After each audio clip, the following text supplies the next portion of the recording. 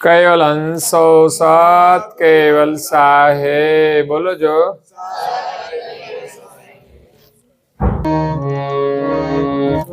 પ્રગટ જાપ કૈવલ મુખ જપહે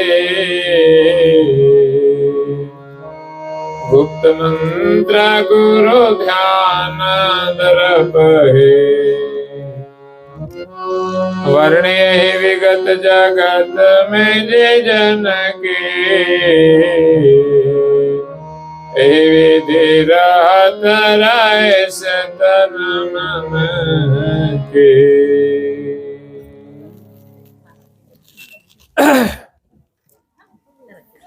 प्रेमी भक्तजनों, ज्ञान संप्रदाय ना अध्यक्ष स्थापक अनंत ब्रह्मांडाधीश विश्व नियंता सृष्टिना सर्जनहार सतकैवल साहेबना परम विशेष अंश अनंत अंशोना तारणहार परम मोक्षना दाता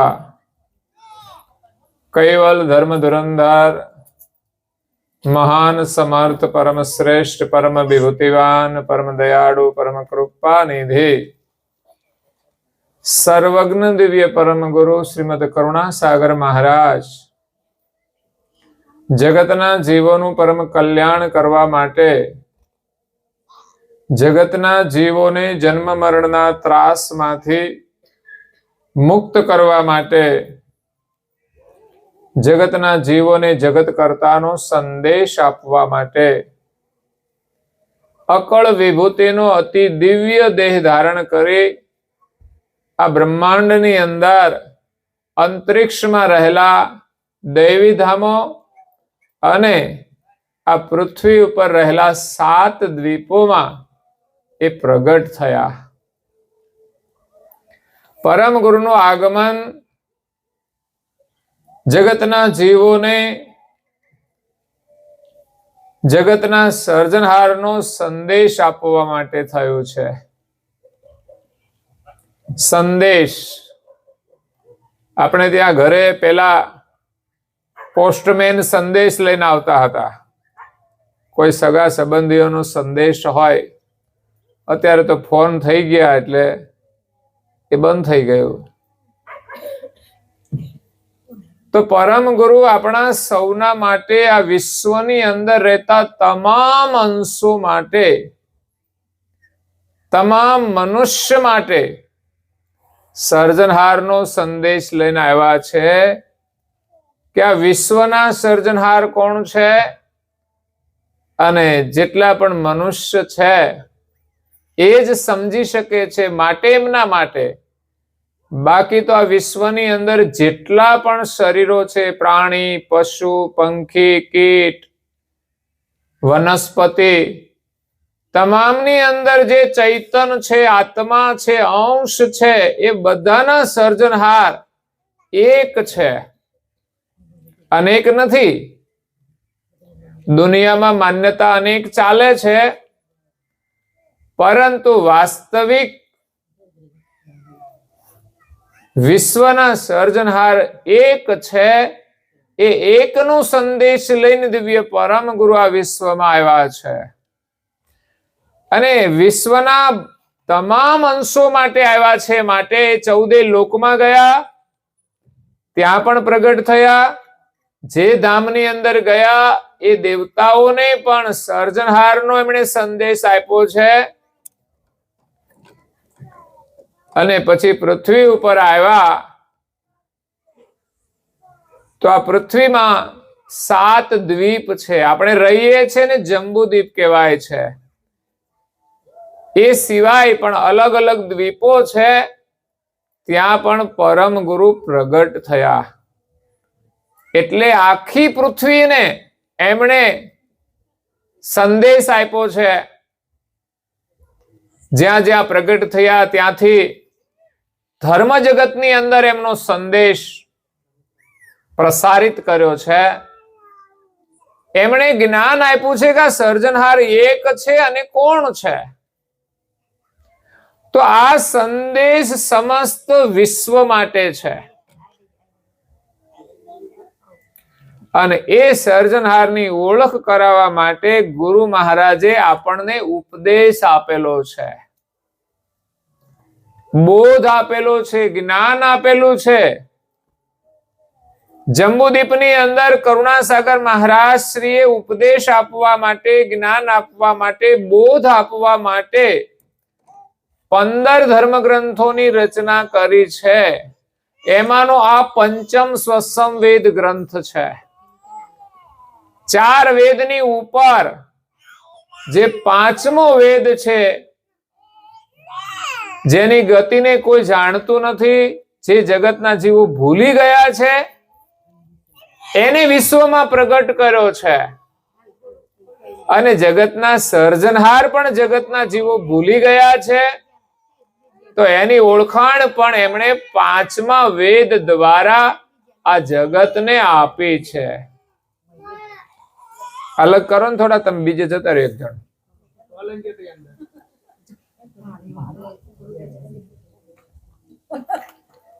તો સંદેશ સમસ્ત વિશ્વ માટે લઈને આવ્યા છે. અને આ જંબુદીપની અંદર ભારત દેશમાં, એમાંય ગુજરાતમાં પ્રગટ થયા એ આપણા સૌનું ગૌરવ છે.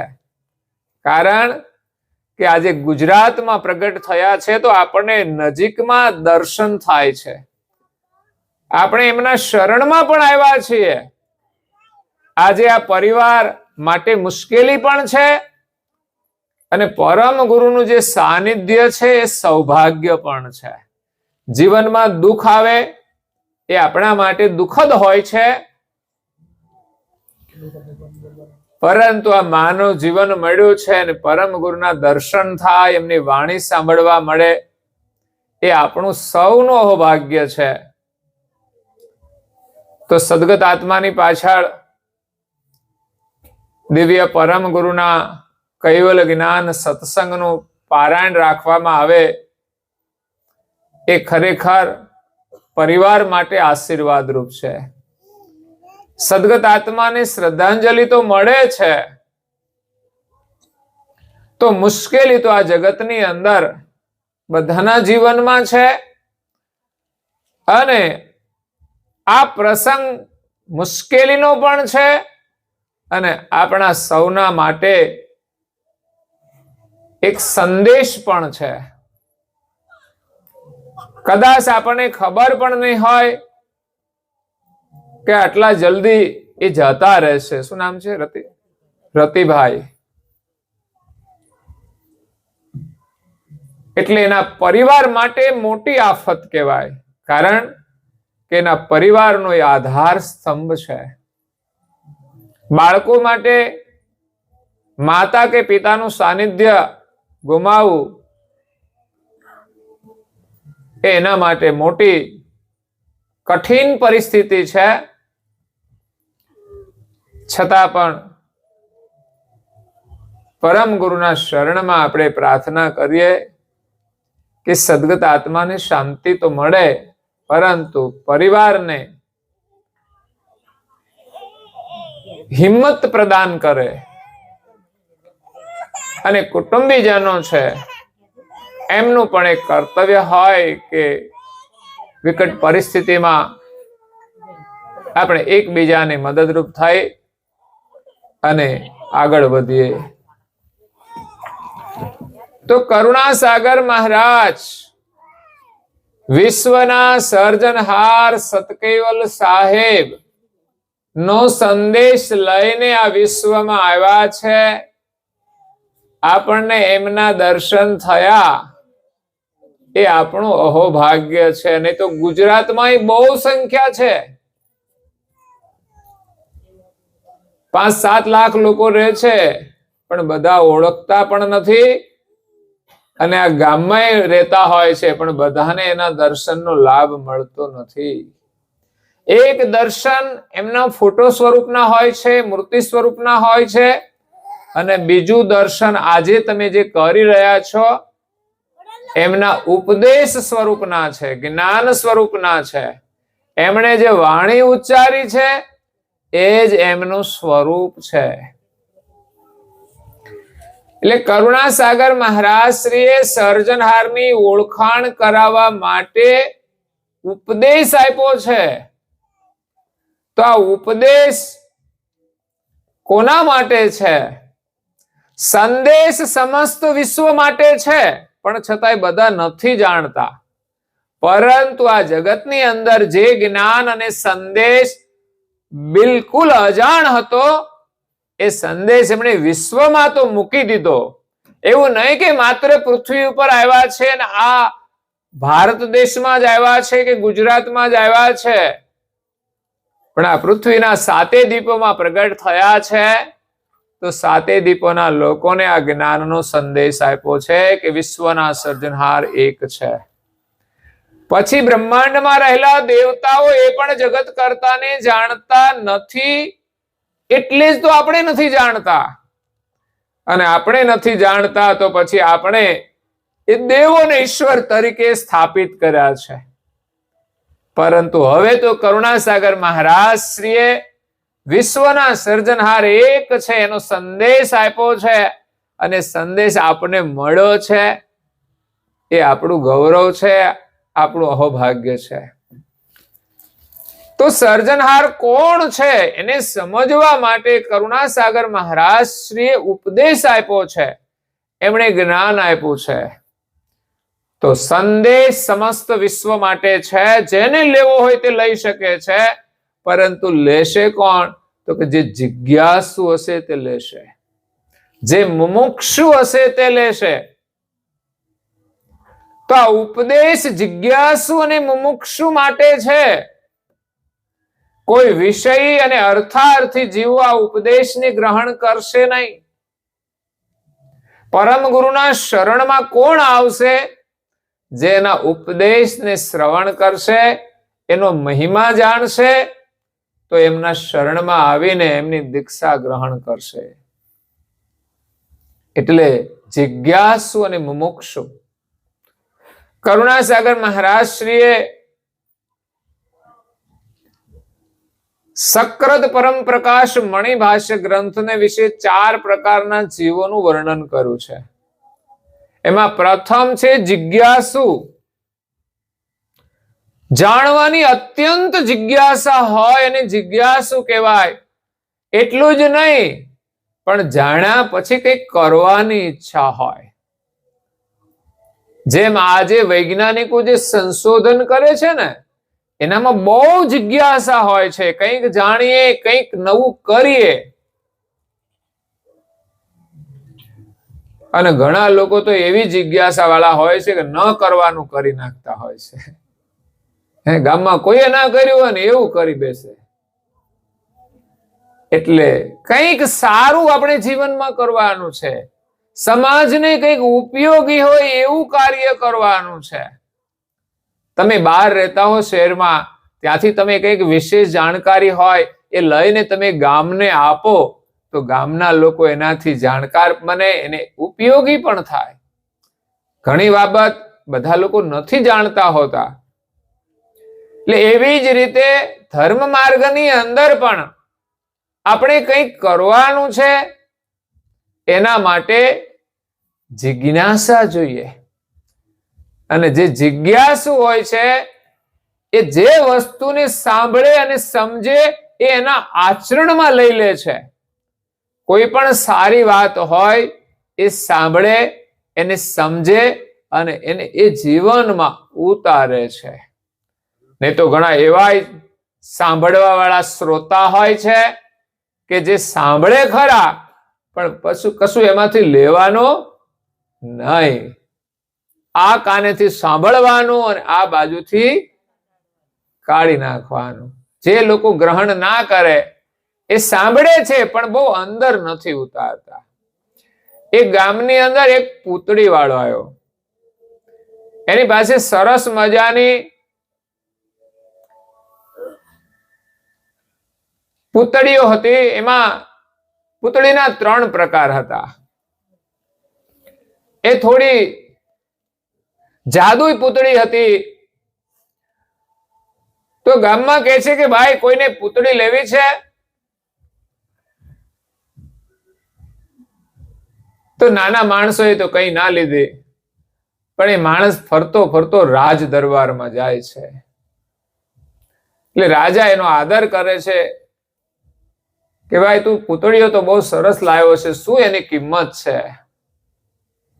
તો કે આ પહેલી પૂતળી છે ને એની કિંમત 10,000 રૂપિયા છે.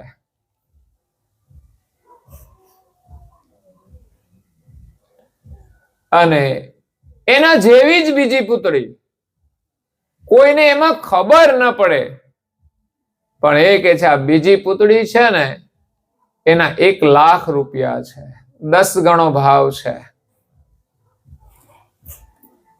અને ત્રીજી પૂતળી એમના જેવી જ દેખાય છે, પણ એની કિંમત એનાથી પણ 10 ગણી છે.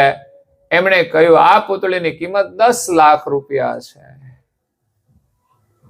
રાજાને આ પૂતળીઓ જોઈને આશ્ચર્ય થયું કે દેખાવમાં સરખી લાગતી પૂતળીઓની કિંમતમાં આટલો બધો ડિફરન્સ કેમ છે?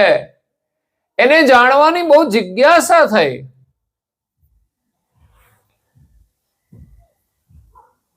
એમણે પૂછ્યું કે ભાઈ આ 10,000 વાળી પૂતળી છે, એની અંદર શું ખૂબી છે?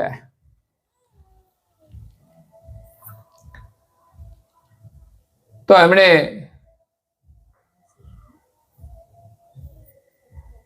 કહ્યું કે આ પૂતળી એવી કલાથી બનાવવામાં આવી છે, એની કલાની કિંમત છે.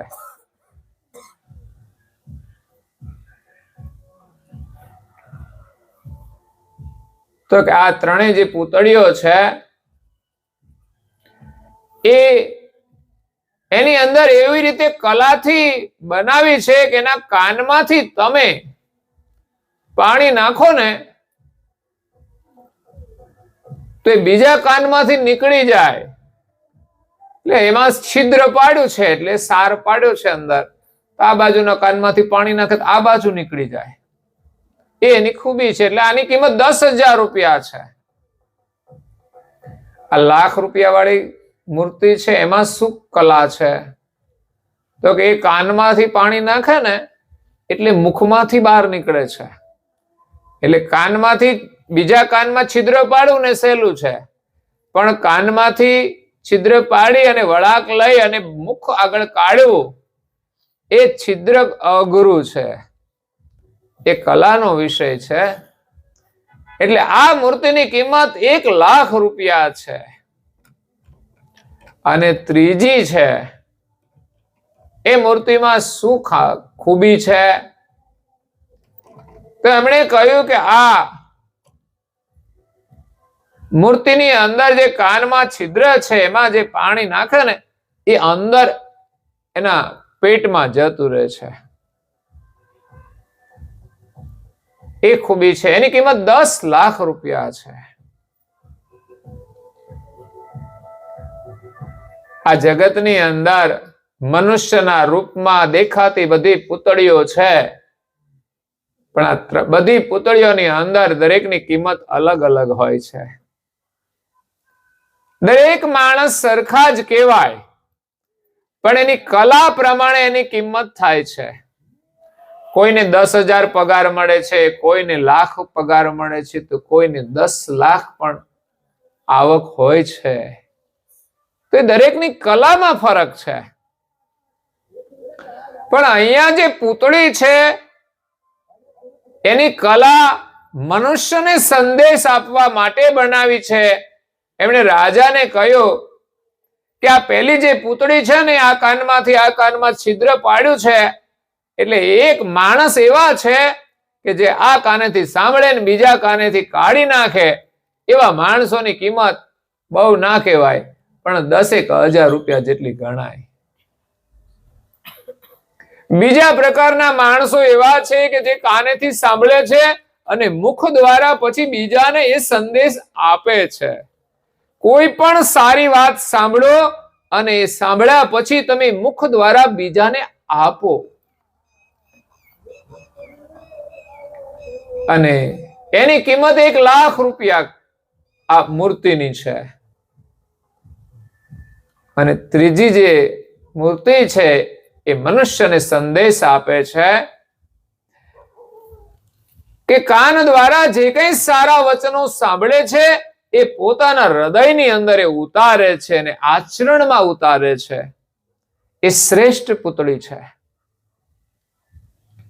એમ જિજ્ઞાસુ મનુષ્ય કથા શ્રવણ કરે, કોઈ સત્સંગ શ્રવણ કરે, કોઈ ગ્રંથનું અધ્યયન કરે, સારી વાત સાંભળે, એ જીવનમાં ઉતારે છે. એવા જિજ્ઞાસુ મનુષ્ય ગુરુના શરણે જાય છે, એની દીક્ષા ગ્રહણ કરે છે અને ગુરુની આજ્ઞા પ્રમાણે એનું પાલન કરે છે. જેમ કરુણાસાગર મહારાજ આ વિશ્વની અંદર જગત ગુરુ રૂપે પ્રગટ થયા છે. આ વિશ્વના જગત ગુરુ એક જ છે, કરુણાસાગર મહારાજ પરમ ગુરુ, જે જગત કર્તાનો સંદેશ લઈને આવ્યા છે. એ જગત ગુરુ છે, જે જગત કર્તાની ઓળખાણ કરાવે છે, જે જગત કર્તાની આપણે પ્રાપ્તિ કરાવે, એ જગત ગુરુ પરમ ગુરુ. એમના શરણમાં જે કોઈ આવે એને દીક્ષા મળે છે. દીક્ષાની અંદર મંત્ર આપવામાં આવે છે. અહીંયા જે પરમ ગુરુ ચોપાઈ ગઈ છે ને એ મંત્રની છે. પ્રગટ જાપ કૈવલ મુખ જપહી, ગુપ્ત મંત્ર ગુરુ ધ્યાન ધરપહી. ગુપ્ત મંત્ર દ્વારા આપણે ગુરુનું ધ્યાન કરવાનું છે, ગુરુના દર્શન કરવાના છે. પરમ ગુરુ ભલે અહીંયા દેહ સ્વરૂપે હાજર નથી, છતાં પણ આપણે મંત્ર દ્વારા એનું ધ્યાન કરવાનું છે. તો પહેલું ધ્યાન તો એના સ્વરૂપનું થશે, કારણ કે બીજા સ્વરૂપને તો આપણે જાણતા નથી. તો એ મંત્ર દ્વારા પરમ ગુરુના દિવ્ય સ્વરૂપનું ધ્યાન કરી અને એમનું જ્ઞાન શ્રવણ કરવાનું છે. જ્યારે પરમ ગુરુના આપણે દર્શન કરીએ ને એમાં આપણી પ્રીતિ થાય. વારંવાર દર્શન કરીએ એટલે એમની કૃપા થાય, એમની પ્રેરણા થાય, ત્યારે આપણને એમના વચન સાંભળવાની જિજ્ઞાસા થાય છે. જ્યારે એમના વચન સાંભળીએ, એનો મહિમા જાણીએ, ત્યારે આપણા અંતરમાં એમના પાસેથી દીક્ષા લેવાની ઈચ્છા થાય છે. એ પરમ ગુરુના આશીર્વાદ છે. અને કાં તો આપણે વચન ન સાંભળ્યા હોય તો પણ આપણા ઘરમાં કોઈ પરમ ગુરુના ઉપાસક હોય તો આપણને વારસામાં પરમ ગુરુનું શરણ મળે છે, એમની દીક્ષા મળે છે. ગયા જન્મનું પુણ્ય સારું હોય તો આપણને એવા પરિવારમાં જન્મ મળે છે અને પરમ ગુરુના દર્શન એ બાળપણથી થાય છે. અગર તો આપણી ઉંમર થાય ત્યારે આપણે એમની દીક્ષા લઈ અને યત્કિંચિત એમની આજ્ઞા પાળવા માટે પ્રયાસ કરીએ તો ખરેખર આપણને મળેલું માનવ જીવન સફળ થઈ જશે. આ સંસારમાં કોઈ કરોડો રૂપિયા કમાઈ લે એ જીવનની સફળતા નથી, પણ કરોડો રૂપિયામાંથી એ જેટલા પણ ધર્મ કાર્યની અંદર, સારા કાર્યની અંદર, પરોપકારની અંદર, પરમાર્થની અંદર, સમાજ સેવામાં વાપરે એટલી જ એના જીવનની ધનની સફળતા છે. પરંતુ ધન આપણી પાસે ન હોય તો પણ આપણે ઉત્તમ પ્રકારે જીવન જીવીને જીવનને સફળ કરી શકીએ છીએ. અને એ જીવનની સફળતા છે કે મનુષ્ય જીવનમાં આપણે પરમ ગુરુનું સાનિધ્ય પ્રાપ્ત કરીએ, એમની દીક્ષા ગ્રહણ કરીએ અને દીક્ષાની અંદર જે મંત્ર આપવામાં આવે છે એ મંત્ર આપણને મળી જાય તો સમજવાનું આપણું જીવન સફળ છે. પરંતુ પેલા ધનવાનની જેમ રાખી નહીં મૂકવાનું. ધનને સારા કાર્યમાં વાપરે, પરમાર્થમાં, તો એને પુણ્ય મળે છે કે જેથી બીજા જન્મે પણ એ સુખી થાય. પરંતુ આ જન્મની અંદર કદાચ ધન ન મળે તો કઈ નહીં, પણ ગુરુ મહારાજનું જ્ઞાન મળે કે ગુરુ મહારાજનું મંત્ર મળે, એનાથી મોટું કોઈ ધન નથી. અને એ મંત્રનો પાછો ઉપયોગ કરવો પડે, નહીં તો પાછું મૂકી રાખીએ તો કોઈ લાભ ના થાય. પૈસા કેટલા કમાઈએ મહત્વનું નથી, પરંતુ એને આપણે કેટલા સદમાર્ગે વાપરીએ છીએ એ મહત્વનું છે. એટલે કરુણાસાગર મહારાજની વાણી આપણે આજે સાંભળીએ છીએ એ પણ આપણું સદભાગ્ય છે, કારણ કે એમના વચનામૃત એ પણ મંત્ર છે, પણ મંત્રની અંદર પણ મંત્ર છે, જે મુખ્ય મંત્ર જે દીક્ષા વખતે આપણને મળતો હોય છે, અને દીક્ષા લઈએ ત્યારે જ આપણી આસ્થા દ્રઢ થાય છે. નહીં તો આખી દુનિયાના મંત્ર બધા જાણતા હોઈએ, પરંતુ આપણને કોઈ લાભ નથી આપતા, કારણ કે બધા મંત્ર જાણીને આપણે શું કરવાના? એમાંથી કોઈ એક મંત્રનો ઉપયોગ કરીએ તો આપણને એનો લાભ થાય છે, અને એ પણ જે મંત્ર હોય એ પ્રમાણે લાભ થાય છે. એ પણ નિષ્ઠાથી કરવો પડે છે, અને પૂર્ણ રૂપે કરીએ ત્યારે જ એનો લાભ મળે છે. એમાં પરમ ગુરુના સાનિધ્યનો મંત્ર એ સર્વોપરી છે, અમર મંત્ર છે, જે આપણને અમરતાનો અનુભવ કરાવે છે કે આપણે અમર છીએ, આપણે મરવાના નથી. રતિભાઈએ માત્ર એમનું શરીર છોડ્યું છે, એનું મૃત્યુ થયું નથી. આપણી સાથેનો સંબંધ છૂટી ગયો એટલે આપણને દુઃખ થાય, સ્વાભાવિક છે, પણ એનો આપણી સાથેનો ઋણાનો સંબંધ કદાચ આ નિર્માણ કરેલો હોય છે. દરેક વ્યક્તિ આ સંસારની અંદર આવે છે પોતાના સ્વતંત્ર કર્મ પ્રમાણે જ એ શરીર લઈને આવે છે, અને યાત્રા પણ એ પોતાના કર્મ અનુસાર જ કરે છે. એટલે હંમેશા હિંમત રાખીને જે કઈ પરિસ્થિતિ આવે એનો સામનો કરી અને આપણે પુરુષાર્થ કરવા માટે આગળ વધીએ. પરમાત્માએ આપણને બધાને અસીમ શક્તિ આપી છે. હા, થોડી ઉંમર પ્રમાણે એ આપણને મળતી હોય છે, પણ એ શક્તિને આપણે જાગૃત કરવાની છે. તો પરમ ગુરુની કૃપાથી આપણને આ જે જ્ઞાન મળ્યું છે એના દ્વારા આપણે આપણું કલ્યાણ કરવાનું છે, એને આચરણમાં લેવાનું છે. પરમ ગુરુની દીક્ષા મળ્યા પછી પેલો નિયમ પરમ ગુરુ આપે છે, પ્રથમ હિ દાસ લઘુતાઈ ગુરુ તે લઈ તિલક તુલસી જપમાલ કર મેં. ગુરુ કરીએ એટલે કપાળમાં તિલક ધારણ કરવું જોઈએ. ન કરો તો પરમ ગુરુ કોઈ શિક્ષા નહીં આપે, પરંતુ આપણને લાભ થાય એટલા માટે કરવું જોઈએ. પરમ ગુરુ એ આપણા ગુરુ છે, એના ગૌરવના પ્રતીક રૂપે કરવું જોઈએ. તો ગુરુ કરીએ પણ એનું ગૌરવ ના હોય તો એમના આશીર્વાદ કેવી રીતે મળે? દરેક પરિવારની અંદર દરેકને એમના માતા પિતાનું ગૌરવ હોવું જોઈએ. નહીં તો નાની ઉંમર હોય ને ત્યારે બહુ પ્રીતિ હોય, માતા પિતાને જોવે ને એટલે બાળક છે ને એ બધાને ભૂલી જાય અને માતા પિતા તરફ દોડે છે. પણ ધીમે ધીમે મોટું થઈ જાય એટલે પછી એ સ્વતંત્ર રીતે ફરતું થઈ જાય છે, ત્યારે પણ એ માતા પિતાના આધારે રહેતું હોય છે. પરંતુ યુવાન થયા પછી એ નવા જીવનની અંદર જોડાય છે અને પછી સ્વતંત્ર થાય છે. પછી એને એમ લાગે છે કે હવે અમને માતા પિતાની કઈ જરૂર નથી. તો ઘણા લોકો માતા પિતાને ભૂલી પણ જતા હોય છે. ઉંમર થઈ જાય, એની સેવા કરવાની હોય તો ઘણી તકલીફ પડતી હોય છે. પણ એ યાદ રાખવું જોઈએ કે આપણે નાના હતા ને ત્યારે એમને આપણા માટે કેટલી તકલીફ વેઠી છે. જન્મ આપવાથી લઈને એમણે કષ્ટ સહન કર્યું છે.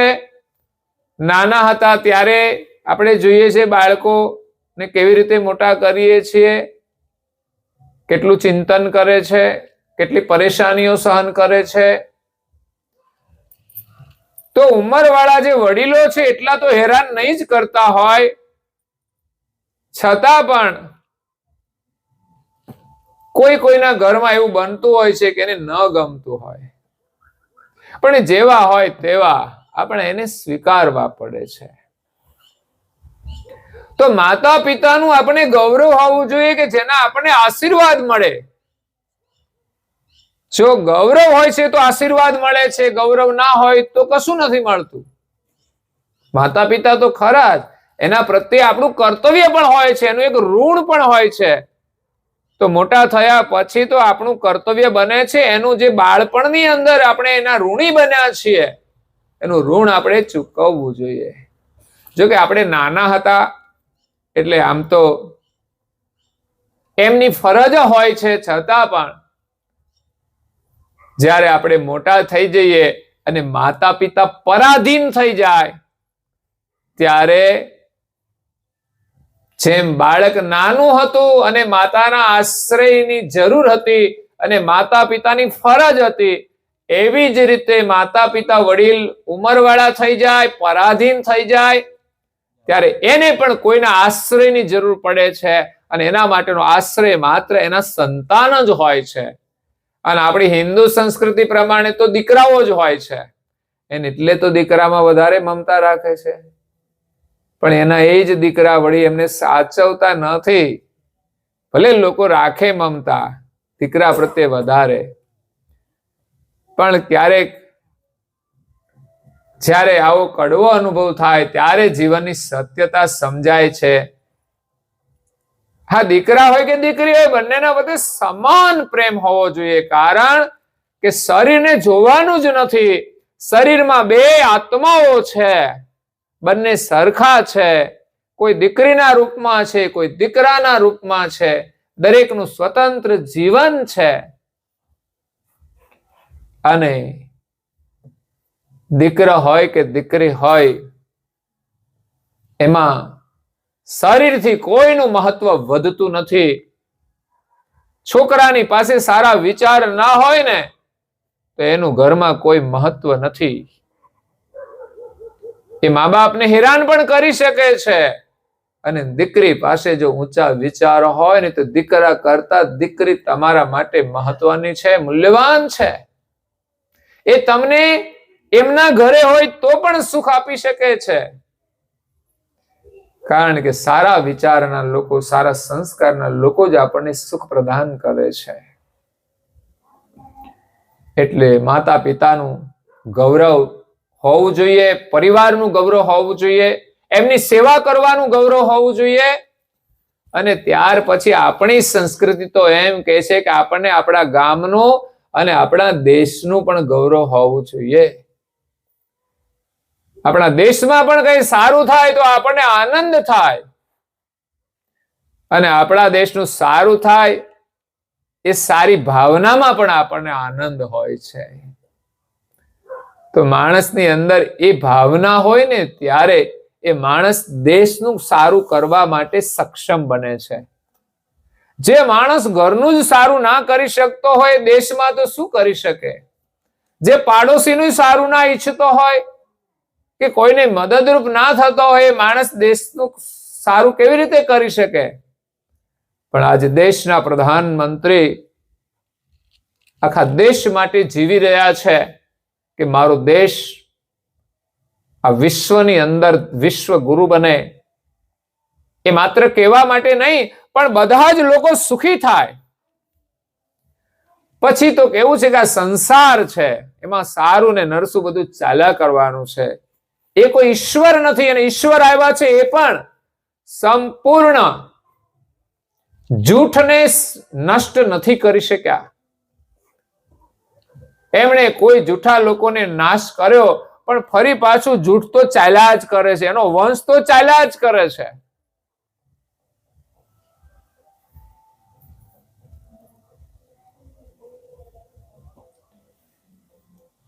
પેલા કોઈ કે છે આકાશની અંદર એરોપ્લેન લઈને નીકળ્યા, એમાં પ્લેનમાં કોડા ભર્યા હતા, એટલે કોડીઓ આવે ને એવા કોડા ભર્યા હતા, અને એ ફરતા ફરતા બધા જ ગામોમાં આમ છૂટા છૂટા વેર્યા, એટલે આ બધા બધી જગ્યાએ એનો વંશ હોય છે.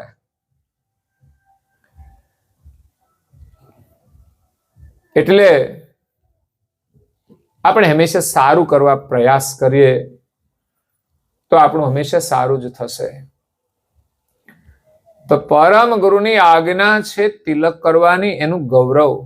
જો ગુરુ દીક્ષા લીધી હોય તો કંઠી ગળામાં પહેરવી જોઈએ, કંઠી આપણે બંધાવી હોય તો કપાળમાં તિલક ધારણ કરવું જોઈએ. અને ગુરુએ આપણે મંત્ર આપ્યો એમાં વિશ્વાસ રાખી અને આપણા સંકલ્પ અનુસાર નિયમિત યોગ્ય સમયે એનો જપ કરવો જોઈએ. તમે વિશ્વાસ રાખજો, તમારું જીવન સુખી થશે. સુખ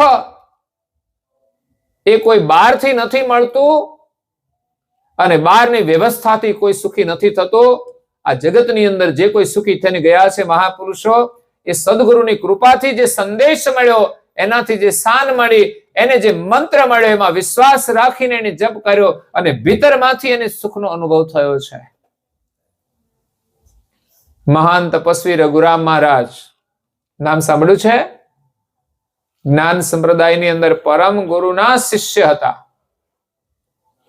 જેમની જન્મભૂમિ આપણા નજીક છે, ખબર છે? ખડગોદરા બાજુમાં, વડોદરાની બાજુમાં ખડગોદરા ગામ. ક્ષત્રિય કુળમાં એમણે જન્મ લીધો. ગરીબી બહુ જ હતી. ઘરમાં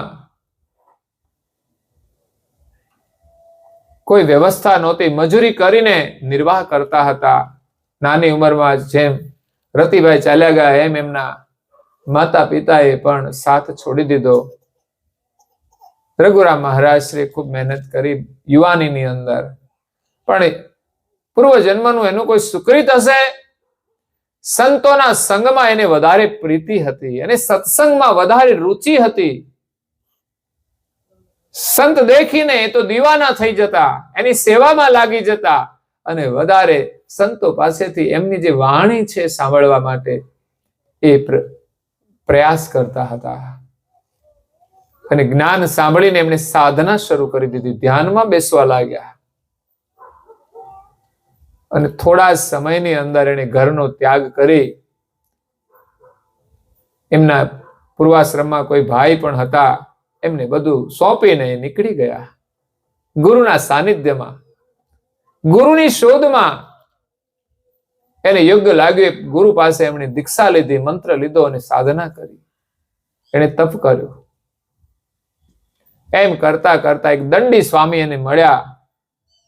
એમની પાસેથી એમણે મુદ્રા માટે, ધ્યાન માટેની વિધિ પ્રાપ્ત કરી. એ 2-3 વર્ષ સુધી ધ્યાન કરે છે, ત્યારે એને મુદ્રાનું જ્ઞાન થાય છે. અને પછી એની ઈચ્છા થઈ કે મારે હવે એક મુદ્રા સિદ્ધ કરવી છે. અને એ જ પહેલી મુદ્રા એમણે ક્યાં સિદ્ધ કરી? દામોદ પાસે કેદારેશ્વર મહાદેવનું મંદિર છે. એ જંગલમાં, એ સમયે તો આટલું બધું ખુલ્લું હતું પણ નહીં, એ બધી ઝાડીઓ જ હતી, કોઈ રસ્તા નહોતા, પણ એ મંદિર પુરાતન હતું, શિવાલય. ત્યાં કોઈ યોગ્ય જગ્યા જોઈને રઘુરામ મહારાજ બેસી ગયા. 12 વર્ષ સુધી એમણે મંત્ર જપ કરી. એમના ગુરુએ આપેલો જે મંત્ર હતો પ્રાણાયામનો, એ મંત્ર દ્વારા એમણે પહેલી મુદ્રા સિદ્ધ કરી. 12 વર્ષ સુધી એક આસન ઉપર બેઠા. આપણે 12 વર્ષ નથી બેસવાનું, આપણાથી 12 મહિના પણ બેસી શકાય, આપણાથી 12 કલાક પણ ના બેસી શકાય, પરંતુ 12 મિનિટ રોજ બેસીએ ને તોય ઘણું છે. કરુણાસાગર મહારાજ શ્રીનો આપણને મંત્ર મળી જાય, જે સમસ્ત બ્રહ્માંડની અંદર અદ્ભુત શક્તિવાળો મંત્ર છે, પણ શ્રદ્ધા હોવી જોઈએ અને નિયમિત જપ કરવો જોઈએ. એ રઘુરામ મહારાજ શ્રીએ કર્યો. જો કે રઘુરામ મહારાજ શ્રીએ સિદ્ધિ પ્રાપ્ત કરી, પણ એને સંતોષ ના થયો કે આ સિદ્ધિ તો મળી ગઈ, પણ આપણે કરવાનું શું? સિદ્ધિથી આપણું કલ્યાણ નથી થતું. કદાચ આ દુનિયામાં આપણે મોટા બની જઈએ, સારા દેખાઈએ. અત્યારે દુનિયામાં ધર્મગુરુઓને વાહવા કરવાનો વધારે ઇન્ટરેસ્ટ હોય છે. દુનિયામાં લોકો આપણને જાણે એટલે ભગવાનને આપણે ઓળખાવાના છે. આપણો પ્રચાર નથી કરવાનો.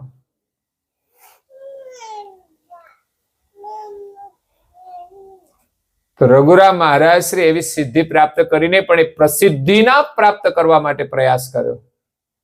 પ્રસિદ્ધિની કોઈ ચાહના નહોતી, અને પ્રસિદ્ધિમાં જે રોકાય છે એને સિદ્ધિ મળતી નથી. તો રઘુરામ મહારાજ શ્રી વિચાર કર્યો કે આ સિદ્ધિ તો મળી, એ તો નશ્વર છે. એનાથી તો સંસારની નશ્વર ચીજો મળી શકે છે, નશ્વર સુખ મળી શકે છે, પરંતુ એનાથી કોઈ વિશેષ મારે તો અનુભવ કરવો છે. ત્યારે એ જ કોઈ સંતોએ એમને કહ્યું કે તમારે જો વિશેષ જ્ઞાન મેળવવું હોય ને, તો સારસાની અંદર કરુણાસાગર મહારાજ એ જ્ઞાની પુરુષ છે. જેમ આ ધર્મ જગતની અંદર બધા સંતોને જાણે છે કે કબીર સાહેબ એ જ્ઞાની પુરુષ છે, એવી જ રીતે પરમ ગુરુનું પ્રાગટ્ય થયું. ત્યારે એની શ્વાસથી બીજા અન્ય સંતોને પણ સંદેશ મળી ગયો કે સારસા નગરની અંદર નિવાસ કરતા કુબેર સ્વામી પરમ ગુરુ કરુણાસાગર, કરુણાના જે અવતાર છે એ જ્ઞાની પુરુષ છે.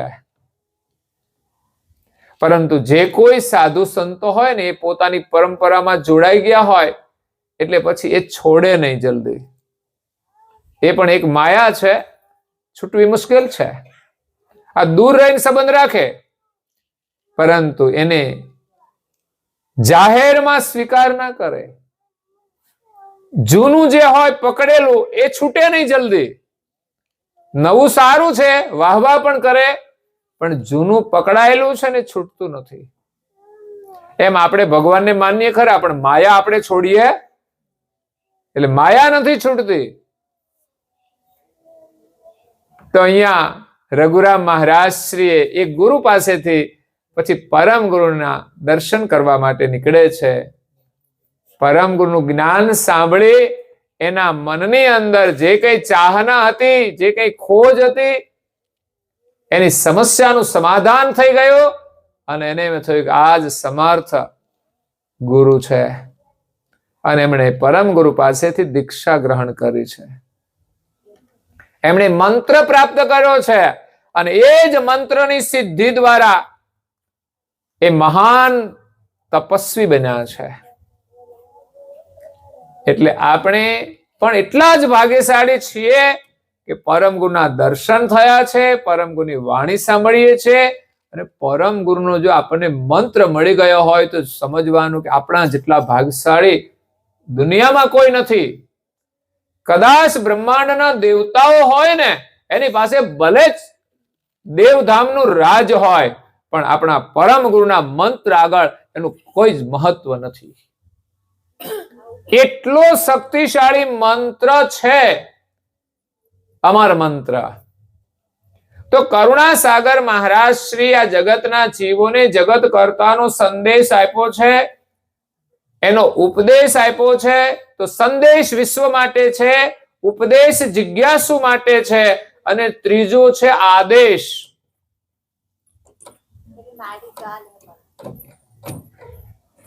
આ આદેશ કોના માટે છે? જિજ્ઞાસુ તો ઘણા બધા હોય, કથા બધા સાંભળે, પરંતુ જે કોઈ કથા શ્રવણ કર્યા પછી એમની દીક્ષા લે છે, એવા એમના શિષ્ય બને છે. અને એ શિષ્યોમાંથી પણ કોઈકને આદેશ કરે છે, બાકી શિષ્યને પણ ઉપદેશ જ કરવાનો હોય. પણ જે શિષ્ય એમના શરણમાં સમર્પિત થાય છે, એના માટે એક આદેશ હોય છે, એમની આજ્ઞા પાળવા માટે. સમજીએ તો આદેશ, જો પાળીએ તો આદેશ છે કે પરમ ગુરુએ આજ્ઞા આપી છે કે તમારે કપાળમાં તિલક ધારણ કરવું જોઈએ, મંત્ર આપ્યો છે એનો જપ કરવો જોઈએ, સવારમાં વહેલા ઉઠવું જોઈએ, નાઈ ધોઈ પરવારીને આપણે જપ કરવો જોઈએ, સવાર સાંજ સંધ્યા પ્રાર્થના આપણે અવશ્ય કરવી જોઈએ, પરમ ગુરુનું પૂજન અવશ્ય કરવું જોઈએ, પરમ ગુરુની જય વિધિ છે એ પણ આપણે બોલવી જોઈએ. સવારે બોલીને પગે લાગીએ, સાંજે બોલીને પગે લાગીએ, તો અભ્યાસ કરીએ તો કઈ અશક્ય નથી. પરમ ગુરુએ એવું નથી કીધું કે તમે બધા 12 વર્ષ સુધી તમે મુદ્રા સિદ્ધ કરજો, પરંતુ એમણે કહ્યું કે તમે મંત્રનો જપ અવશ્ય કરજો. 2 ઘડી બેસીને સંત તુલસીદાસ મહારાજ કહે છે કે ગુરુના શરણમાં આવ્યા પછી પણ અગર તો આ મનુષ્ય જીવન મળ્યું છે, પણ જીવનમાં જો કોઈ ગુરુનું સાનિધ્ય ન મળે ને સાનિધ્ય મળ્યા પછી જો મંત્રનો જપ ન કરે તો આ જન્મવાનું કોઈ મહત્વ રહેતું નથી. જન્મી શૂરે કમાયા જગતમાં, જન્મી શૂરે કમાયા, 2 ઘડી સત્સંગમાં બેસી કૈવલ ગુણ ગાયા જગતમાં, જન્મી શૂરે કમાયા. સત્સંગમાં બેસીને આપણે એમના ગુણગાન સાંભળવા જોઈએ, પ્રાર્થનામાં બેસીને થોડી પ્રાર્થના કરવી જોઈએ. આજે પ્રાર્થના કરી છે ને આપણા સૌના માટે સંદેશ છે, પ્રેરણા છે. આ સામાજિક પ્રસંગમાં આ બધું કેમ કરવામાં આવે છે? મેં કહ્યું ને, આ પરિવારનું સૌભાગ્ય કેમ છે? પારાયણ થશે, અહીંયા જે ક્રિયા થશે એ સદગત આત્માને તો શ્રદ્ધાંજલિ મળશે, પણ પરિવાર માટે પ્રેરણારૂપ છે. જો આમાંથી આપણે કંઈ પણ પકડી લઈએ તો સમજવાનું આ જીવન આપણું સફળ થઈ જશે, અને એના પરિણામ સ્વરૂપે આગળની આપણી યાત્રા છે એ બહુ સુખદ રહેશે. અને પરમ ગુરુનું સાનિધ્ય એકવાર આપણને મળે અને એના શરણમાં આપણી પ્રીતિ થઈ જાય તો જન્મ જન્મ એનું સાનિધ્ય મળે છે. અને એનું સાનિધ્ય મેળવવા માટે મનુષ્ય જીવન પ્રાપ્ત થાય છે. એટલે કરુણાસાગર મહારાજ શ્રીએ ભવસાગર તરવા માટે 2 મંત્ર પ્રદાન કરેલા છે અને કહ્યું છે પ્રગટ જાપ કૈવલ મુખ જપહી. પ્રગટ જાપ કૈવલ મંગલમ, કૈવલ મંગલમ, કૈવલ મંગલમ, કૈવલ જાપ મંગલમ, કૈવલ મંગલમ, કૈવલ મંગલમ, કૈવલ જાપ મંગલમ, જાપ મંગલમ, જાપ મંગલમ, જાપ મંગલમ, પ્રગટ જાપ મંગલમ, જાપ મંગલમ, જાપ મંગલમ, જાપ મંગલમ, પ્રગટ જાપ મંગલમ, જાપ મંગલમ, પ્રગટ જાપ મંગલમ, જાપ મંગલમ, પ્રગટ. હે જય કૈવાલ, જય કૈવાલ, જય કૈવાલ, જય જય કૈવાલ, જય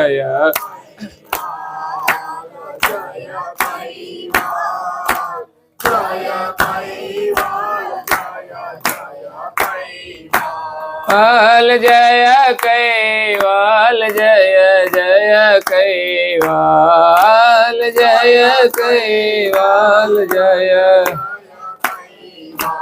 વાલ જય કૈવાલ જય જય કૈવાલ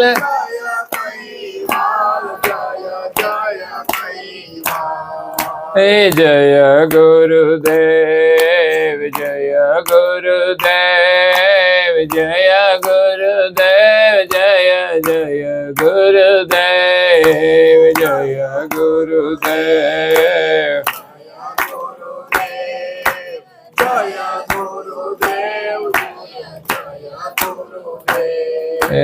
જય ગુરુદેવ જય જય ગુરુદેવ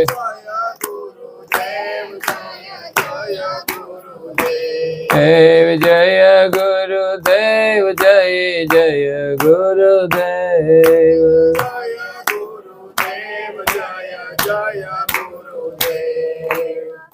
ઊંઘ ઉડી ગઈ કે ના ઉડી ગઈ? ઠંડી ઉડી ગઈ? કેટલો બધો ફાયદો થઈ ગયો લ્યો શરૂઆતથી જ. અને તાલી પાડી તો શરીરની અંદર પણ ચેતના આવી જાય, બધી રક્તવાહિનીઓ ગતિ કરવા માંડે, તો કૈવલ જાપના સ્મરણથી આપણું કલ્યાણ થાય છે. વિશ્વાસ રાખીને કરુણાસાગર મહારાજ શ્રી પ્રગટ જાપ એટલે આપણે ઉચ્ચારણ કરીને બોલી શકીએ. ગુપ્ત જાપ એનું ઉચ્ચારણ નથી કરવાનું હોતું, પણ કૈવલ જાપ છે એને આપણે સ્મરણ કરીને જપી શકીએ છીએ. જેમ અત્યારે આપણે થોડી વાર માટે જપીએ ને, માત્ર 2-5 મિનિટ માટે તમે ઉચ્ચારણ કરીને જપો, પ્રેમથી જપો, પછી તમે નહીં જપો ને તો એનો ધ્વનિ તમારી અંદર ગુંજ્યા કરશે. જેમ માનો કે આપણે કોઈની પાસેથી કંઈ પણ વાત સાંભળી, એ ક્યારેક એ વાત આપણને એટલી બધી યાદ રહી જાય છે ને કે સાંભળી તો કેટલી વાર, એક જ વાર, માત્ર 5 સેકન્ડ માટે, પણ એ વાત આપણા મગજની અંદર ભયમાજ કરે છે. કોઈએ આપણે અપશબ્દ કયો, એક અપશબ્દ કયો, સાંભળ્યો આપણે, પણ આપણા મગજમાંથી બહાર નીકળતો નથી, એ યાદ રહી જાય છે. તો એક અપશબ્દ પણ જો એટલો પ્રભાવ પાડતો હોય, તો આપણે જ્યારે કૈવલ મંત્રનું સ્મરણ કરીએ, એનો મહિમા જાણીને કરીએ, પ્રેમથી કરીએ, ત્યારે એનું સ્મરણ પણ આપણી અંદર નિરંતર ચાલ્યા કરે છે અને આપણને નિરંતર શાંતિ પ્રદાન કરે છે, આપણા આરોગ્યની પણ રક્ષા કરે છે. એટલે પરમ ગુરુએ આપેલો પ્રગટ જાપ કૈવલ મંત્ર છે.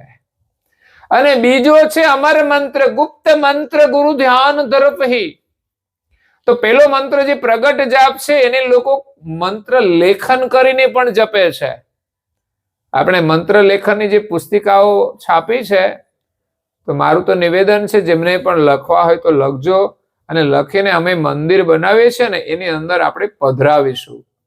તમારું સૌભાગ્ય કે તમારા લખેલા મંત્રો એક મંદિરની પ્રતિષ્ઠાની અંદર પૂજા થાય, એની ચેતના તમને પ્રાપ્ત થાય, આશીર્વાદ પ્રાપ્ત થાય. તમે લખો છો ત્યાં જ તમને એનો લાભ મળે છે મંત્ર જપ કરવાનો. એટલે લખીને પણ કરવાની જે પરંપરા છે, ઘણા બધા ભક્તો, નિવૃત્ત લોકો આનો લાભ લેતા હોય છે. બેઠા બેઠા કરવું શું? માખીઓ ઉડાડે, માખીઓ ના હોય તો પછી મચ્છર મારે, કરે શું? એના કરતા આવું કંઈક કાર્ય હોય તો માણસનો સમય જાય, વાર ના લાગે. નહીં તો નવરા બેઠા શું કરે, ચાલો પડોશમાં જઈને વાતો કરીએ. પરંતુ આપણે અભ્યાસ કરવાનો છે. આપણી પાસે જે સમય હોય એનો કેવી રીતે આપણે સદુપયોગ કરી આપણું જીવન સફળ કરીએ. એટલે પ્રગટ જાપ છે કૈવલ મંત્ર. કૈવલ કૈવલ આપણે બોલીએ, સતકૈવલ સાહેબ બોલીએ, એમાં પણ પ્રગટ જાપનું સ્મરણ થાય છે. 5 મિનિટ માટે ધૂન કરીએ ઘરમાં તો પણ પ્રગટ જાપનું સ્મરણ થાય છે. અને થોડું સ્મરણ કરીએ અને કૈવલનું આપણે જ્ઞાન સાંભળીએ, એનો મહિમા જાણીએ, તો પછી કૈવલનું સ્મરણ આપણી અંદર થયા જ કરે છે. પણ એક મંત્રના રૂપમાં એક જ મંત્રનું નિરંતર આપણા અંદર સ્મરણ થાય તો એમાંથી એક ચૈતન્ય શક્તિ પ્રગટ થાય છે. યાદ રાખજો, મંત્ર એ જ એક એવી વસ્તુ છે, એની અંદર એવી ઉર્જા છે કે તમે એનું નિરંતર સ્મરણ કરી શકશો. બાકી મંત્ર સિવાયના કોઈ શબ્દ હોય ને એનું તમે અખંડ સ્મરણ નહીં કરી શકો, કારણ કે એમાં એ ઉર્જા નથી હોતી. ઋષિ મુનિઓએ મંત્રના જપ કરીને કેવી સિદ્ધિઓ મેળવી છે. મંત્રની અંદર ઉર્જા છે. એવી જ રીતે પરમ ગુરુએ આપેલું જે મંત્ર છે એને આપણે નિરંતર સ્મરણ કરવાનું. ઘણીવાર આપણે ત્યાં એ પ્રવૃત્તિ ચાલે છે. અમે મંદિરમાં અઠવાડિયામાં એકવાર અડધો કલાક માટે, પોણા કલાક માટે ધૂન રાખીએ છીએ. જેમની ઈચ્છા હોય આવે અને થોડી વાર સ્મરણ કરીને એનો લાભ લઈને જતા રહે. હવે અઠવાડિયે આવે. પેલા 5 વર્ષ તો દરરોજ કરી, અડધો પોણો કલાક રોજે ધૂન કરવાની. તો વિચાર કરીએ કે એ કેટલા કલાકની એ ધૂન જમા થઈ જાય. એ બધી ભેગી કરે તો કેટલા દિવસની ધૂન થાય. એ નિરંતર ધૂનનો એક સમૂહ છે. આપણી પાસે 1-2 રૂપિયા હોય તો એનું કોઈ બહુ મહત્વ નહીં. અત્યારે તો મસાલો ના આવે, લ્યો ને 1-2 રૂપિયાનો પડી ગયો નહીં આવતી. તો પણ 1-2 રૂપિયા રોજ આપણે ભેગા કરીએ ને તો ધીમે ધીમે કેટલા બધા ભેગા થઈ જાય. તો 1000, 5000, 10,000 નું બંડલ ભેગું થઈ જાય. એવી જ રીતે આપણે મંત્ર થોડા સમય માટે સ્મરણ કરીને એનો સમૂહ કરવાનો છે. એટલે આપણે ત્યાં કોઈ કલાક માટે ધૂન રાખવામાં આવે છે અને ઘણા લોકો 12 કલાકની ધૂન કરે. સવારે 7 વાગે શરૂ કરે, સાંજના 7 વાગ્યા સુધી. ઘણીવાર લોકો એમાં 12 કલાક બેસે નહીં, પણ 12 કલાકનું આયોજન કર્યું હોય એમાં લોકો કલાક બેસે, કોઈ 2 કલાક બેસે, કોઈ 3 કલાક બેસે. બોડેલી અને માંડવી વિસ્તારની અંદર જે બધા ભક્તજનો છે વિશેષ ધૂન સ્મરણ કરવા વાળા છે, કૈવલનું સ્મરણ કરવા વાળા. તો એવું કોઈ આયોજન કરે, કોઈ સંતો કરે યા તો કોઈ ભક્ત દ્વારા થાય કે 12 કલાકની ધૂન અમે રાખી છે કઈ નિમિત્તે, તો અલગ અલગ લોકો 3 કલાક માટે એની અંદર ધૂન બેસે. એટલે આમ મસ્તીમાં ધૂન કરતા હોય. જેમ લોકો લગ્નમાં કેટલો આનંદ આવે, ગીત ગાતા હોય ને લોકો સારા કપડા પહેરીને ફરતા હોય ને ખુશ થતા હોય. પણ લગ્નમાં ખુશી છે ને એ બધી થોડા સમયના દેખાવની જ હોય છે, પછી ખુશી રહેતી નથી. પરંતુ ભજન સ્મરણમાં જે ખુશી મળે છે એ કરીએ ત્યારે જે મળે ને એના કરતાંય એ પૂરી થયા પછી પણ આપણને એનાથી વધારે એ આનંદ આપે છે. કારણ કે એ જે સ્મરણ છે એ જેટલું વધારે થાય એટલો વધુ આનંદ છે. પૈસા તો જેમ ઝાઝા ભેગા થાય એમ વધારે ખુશ થાય ને માણસ. જેમ બેલેન્સ વધતું જાય એમ એની ખુશી બસ કઈ કરે નહીં તો કઈ નહીં. એને ખબર હોય કે મારા બેંકની અંદર લાખ રૂપિયા જમા થઈ ગયા છે એટલે ખુશ થઈ જાય. લાખમાંથી 1.25 લાખ થાય એટલે હવાયો થઈ જાય, અને 1.25 લાખમાંથી 1.5 લાખ થાય એટલે 1.5 થઈ જાય.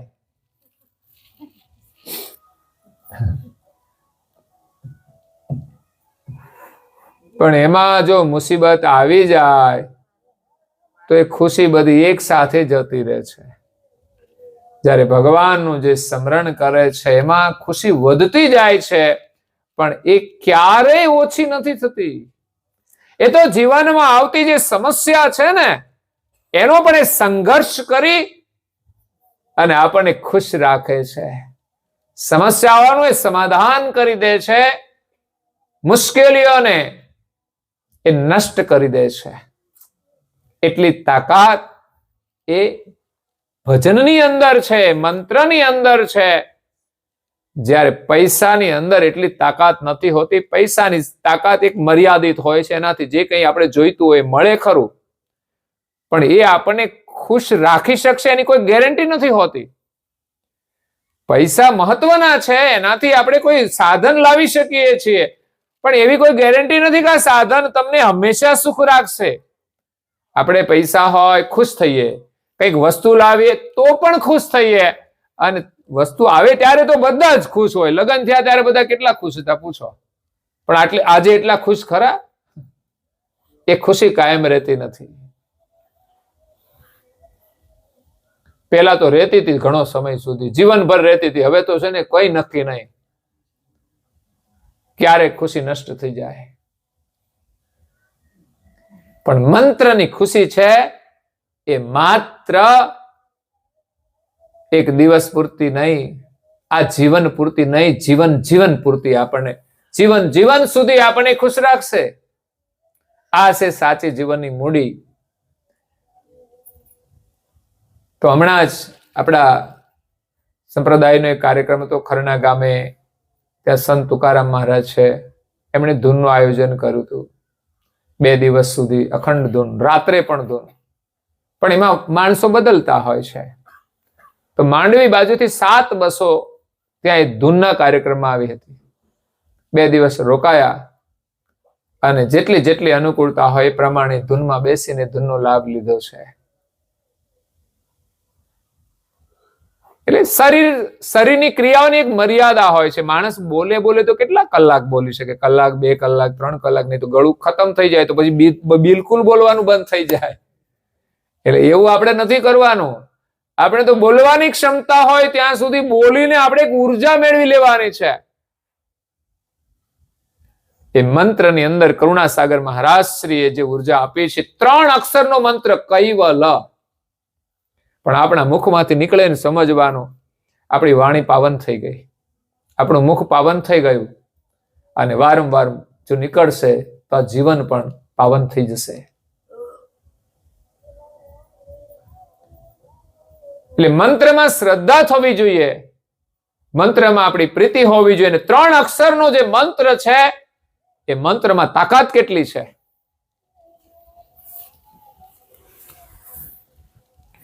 52 અક્ષર ભગવાને આપ્યા છે. 52 બોલીએ ને તોય આપણે કશું નથી કરી શકતા. અને વધારાનું બોલે ને બિનજરૂરી બોલે એમાં તો કંઈ જ નથી થતું. પરંતુ બોલતા આવડે ને તો માત્ર 3 અક્ષરથી પણ તમે દુનિયામાં બધું જ મેળવી શકો છો. જે 3 અક્ષરની શક્તિ દ્વારા આ જગતનું સર્જન થયું છે, એ જ માલિક છે, જેણે સર્જન કર્યું છે, એને જ આ મંત્ર અંગીકૃત થાય છે. આ એનું સામર્થ્ય છે.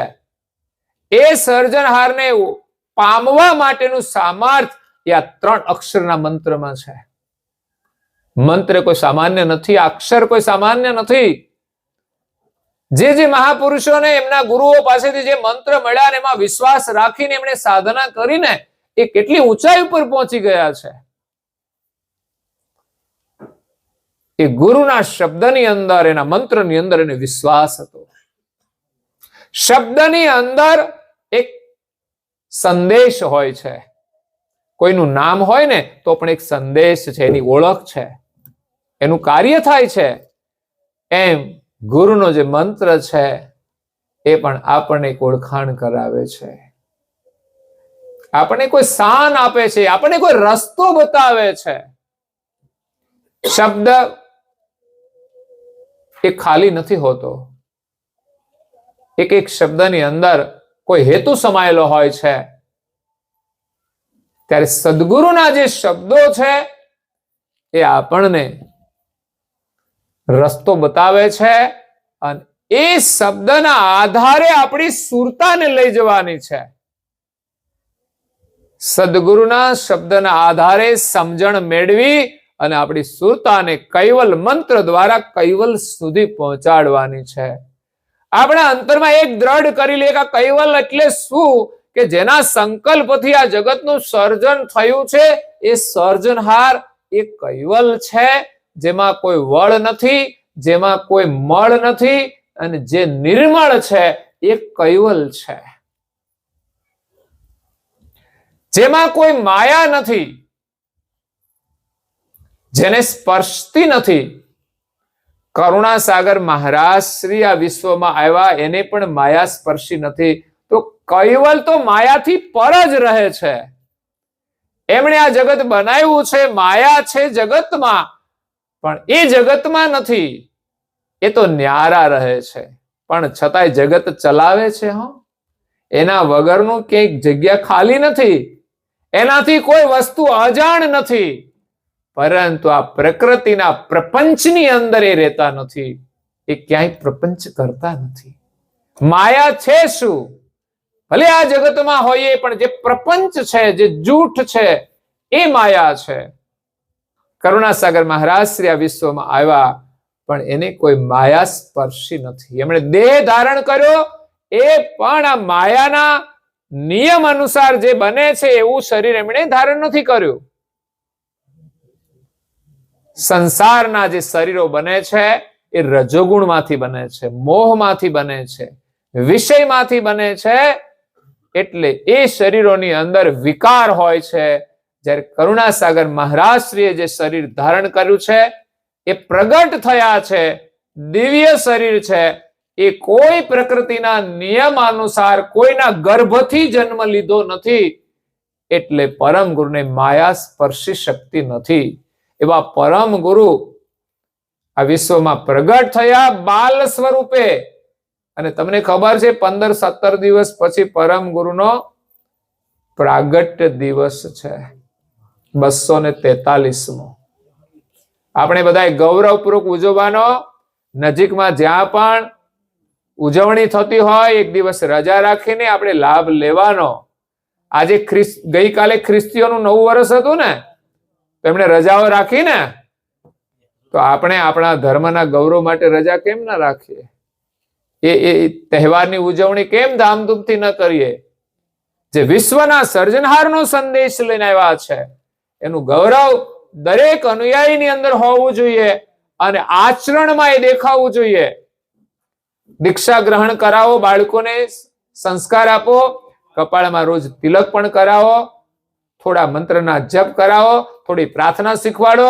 અને જય વિધિ તો પરમ ગુરુના ઉપાસકને આવડવી જ જોઈએ. એના માટે ભણવાની જરૂર નહીં, માત્ર બોલીએ ને થોડા દિવસ તો આવડી જાય.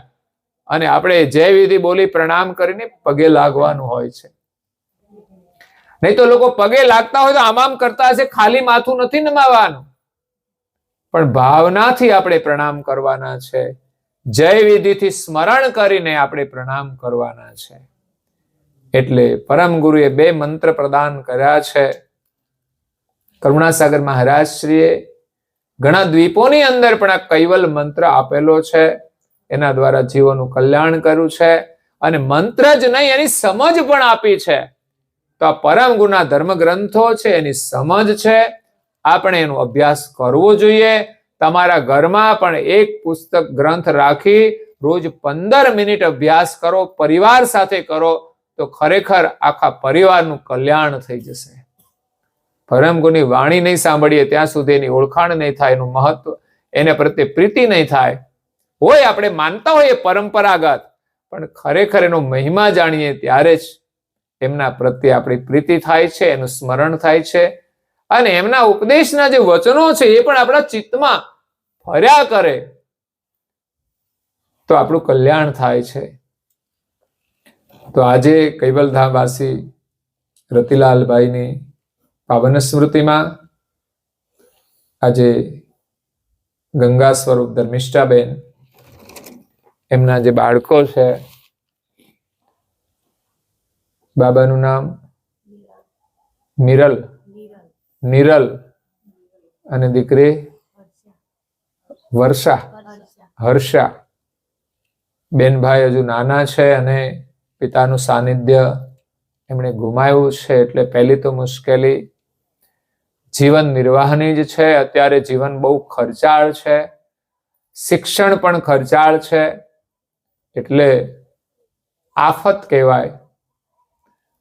છતાં પણ પરમ ગુરુના આશીર્વાદથી એનું કાર્ય સારું થશે. વિશ્વાસ રાખજો.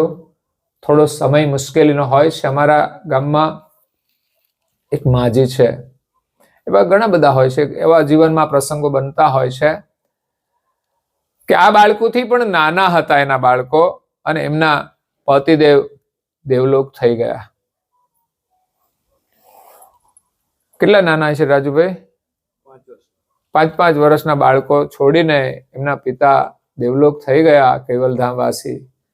પછી એની પરિસ્થિતિ તો તમારા જેવી જ હતી, પરંતુ આ રાજુભાઈ ને બધા રિલેશનમાં છે, બધા એમણે હેલ્પ કરી.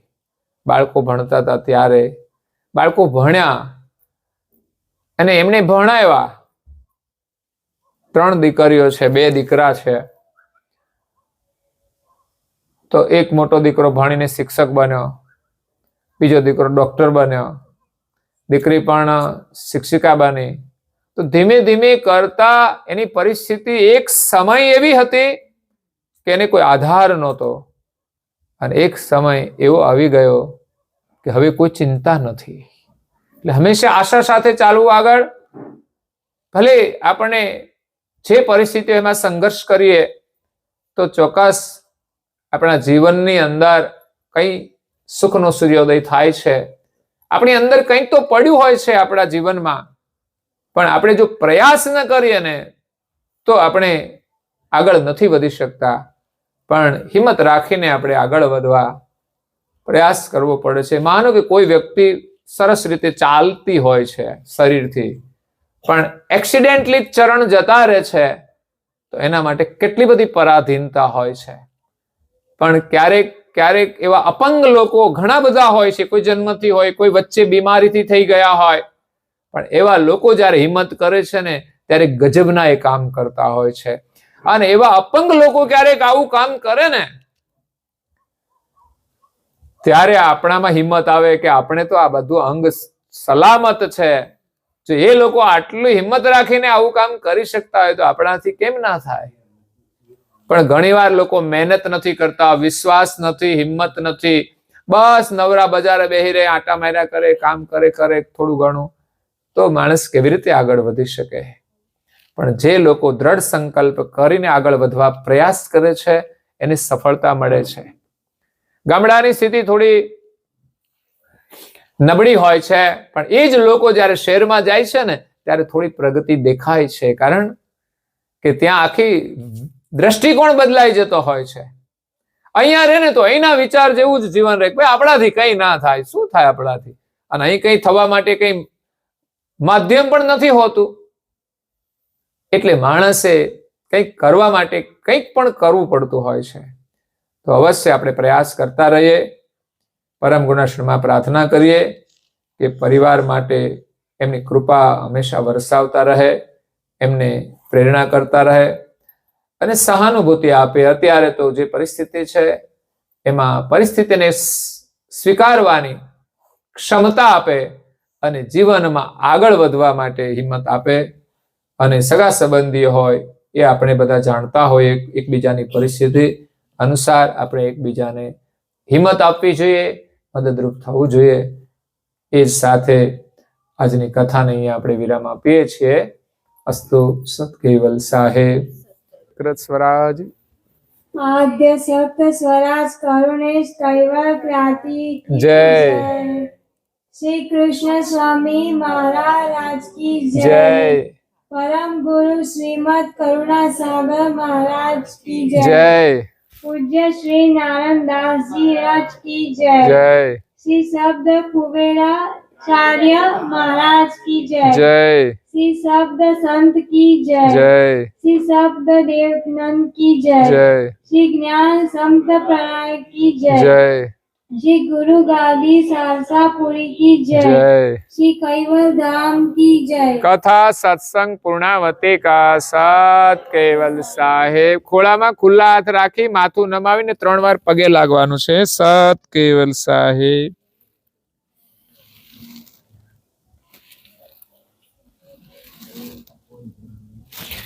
કૈવલ હંસો સત કેવલ સાહેબ. બોલો જો. આજુબાજુ બેઠા છે એમને પણ પ્રેમથી કહેજો સત કેવલ સાહેબ. બધાને જેટલી નજર પહોંચે ને એને બધાને કહેવાનું સત કેવલ સાહેબ.